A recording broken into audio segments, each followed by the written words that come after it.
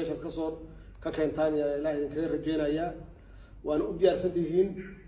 runtii ummadda Soomaaliyeed kulli meel kasta ay joogaanna waa idin sugayaan inaan magacii iyo sharafkii Soomaaliya lahaan jirtay idinkaa xulkii qaranka ah inaa meeshaasi aad calankii Soomaaliyeed ee buluuga ahaa aad kor u qaadaan oo aad uga guuleysataan hadduu ilaahay yiraahdo kooxda ka soo horjeeda si xaraga leh oo qurxoon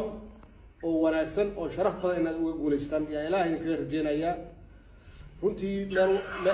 meel walba iyo qof kastoo Soomaaliyeedna waa idinka hadlaan waa idin fiirsanayaa waxaa matalaysaan qaran Soomaaliyeed waxaa matalaysaan dal Soomaaliyeed yaad matalaysaan marka insha Allah hadduu ilaahay yiraahdo waxaan rajeynayaa inaad halkaas guul ka keentaan hadduu ay yiraahdo waa mahadsantihiin yaa